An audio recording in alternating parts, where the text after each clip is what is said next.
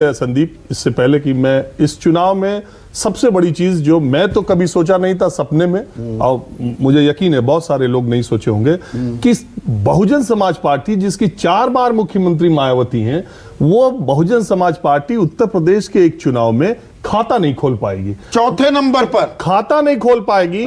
वो जो एक सीट आप देख रहे हैं वो रसड़ा के उमाशंकर सिंह की है, बलिया के। वहां बीएसपी नहीं जीती है। उमाशंकर सिंह साल भर में 15,000 लोगों को वैष्णो देवी की यात्रा कराते हैं, अजमेर की दरगाह में ले जाते हैं, हजारों लड़कियों की उन्होंने शादी की है, और अपने व्यक्तिगत खर्चे से मैं कहता हूं कि किसी सरकार की योजनाओं से उतना विधानसभा क्षेत्र में कोई जनता लाभान्वित नहीं हुई है जितना उमाशंकर सिंह ने अपने व्यक्तिगत खर्चे से उस विधानसभा के लोगों को लाभान्वित किया है। तो बीएसपी इस चुनाव में 0 सीट पर है। तो एक और बड़ी हेडलाइन जो अभी कोई नहीं कह रहा है, हेडलाइन ये भी है कि एक राष्ट्रीय दल होने का दम भरने वाली पार्टी, उसका अस्तित्व ही खत्म होने जा रहा है क्या? और मायावती के सक्रिय और जिंदा रहते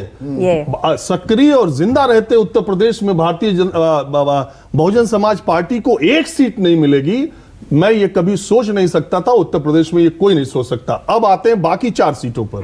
ये जो 2 अन्य आपको दिखाई दे रहे हैं, ये रघुराज प्रताप सिंह हैं, और वो बगल वाली सीट से जो अपने आदमी को लड़ाते हैं, बाबागंज से विनोद सोनकर को, वो ये 2 सीटें रघुराज प्रताप सिंह और विनोद सोनकर की हैं। और कांग्रेस पार्टी के जो 2 आप देख रहे हैं, उसमें एक आराधना मिश्रा है जो प्रमोद तिवारी की बेटी है। वहां कांग्रेस पार्टी नहीं है, वो प्रमोद तिवारी की सीट है जो 10 बार से जीत रहे हैं। तो कोई भी पार्टी तो लड़ी ही नहीं समाजवादी पार्टी और भाजपा के सामने। दूसरी बात, जो हम जमीन पर घूम करके ये देखते थे, हमें लगता था कि भारतीय जनता पार्टी 235-40 के आसपास होगी, और मुकाबला कड़ा है पर एज थी कि निकल जाएंगे। मुझे लगता था कि भारतीय जनता पार्टी अकेले दम पे 200, 205, 195, 210 के पास रहेगी। ये मैंने एग्जिट पोल के दिन भी बोला था, लेकिन मुझे ये कतई अंदाजा नहीं था कि बीएसपी का ये हाल होगा।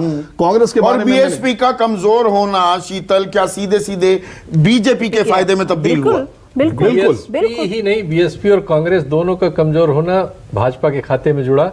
बीएसपी की पहली रैली आगरा में हुई, मायावती जी ने की, 80-90 हजार आदमी थे वहां, और बहुत सारे लोगों ने कहा कि यहाँ जो लड़ाई है मथुरा में भी और आगरा में भी बीएसपी की है। हम लोग गए थे साथ साथ, लेकिन वहां 1 सीट नहीं मिली। तो ये पार्टी डेसिमेट हुई, 22% से 12% पे आ गई है। 10% वोट हो सकता है। अभी आखिरी आंकड़ा नहीं पता, कि ये दहाई का आंकड़ा भी ना छुए इनका वोट शेयर। हाँ, अब वो आ जाए डिटेल्स तो पता चले। लेकिन कांग्रेस 7% भी नहीं, 3% पे आ गई। ये सारा वोट शिफ्ट हुआ, चूंकि हम में से जो भी फील्ड में जा रहा था, उस सपा और ये चूंकि आमने सामने का चुनाव था, तो इन्हीं दोनों को देख रहा था। लेकिन इनको मानता था कि बीएसपी 17-18% वोट तो आएगा ही, 4-5% घट जाएगा। ये 10% घटेगा, ये अनुमान से परे था। शरद, लेकिन मेरा ये सवाल है, राजीव अगर बताएं कि ये बीएसपी का वोट जेन्युइन घटा है या बीएसपी ने अपना वोट ट्रांसफर किया है? देखिए सर, इसमें मेरा ये कहना है, भारतीय जनता पार्टी की सरकार के लाभार्थियों, जो उनकी लाभार्थी योजना है, जो फायदा हुआ है, उसने उत्तर प्रदेश में जाति की सीमाओं को बहुत तोड़ने का काम किया है। मैं बहुत सारी दलित बस्तियों में गया।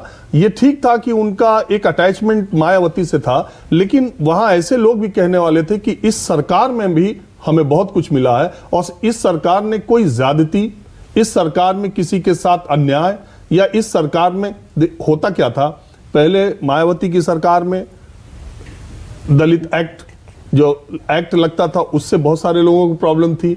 समाजवादी पार्टी की सरकार में कुछ दूसरा ही मसला हुआ करता था। ये 5 साल जो दलित बस्तियों में लोगों ने एक्सपीरियंस किया, और मुझे ये लगता है कि मायावती का पूरा वोट झाड़ू लगा करके भारतीय जनता पार्टी ले गई। तो ये मायावती का बहुत कमजोर लड़ना और भारतीय जनता पार्टी का उसके वोट को अपने हिस्से में शामिल कर लेना, अब मेरे हिसाब से अप्रत्याशित तौर से 30-35 सीटें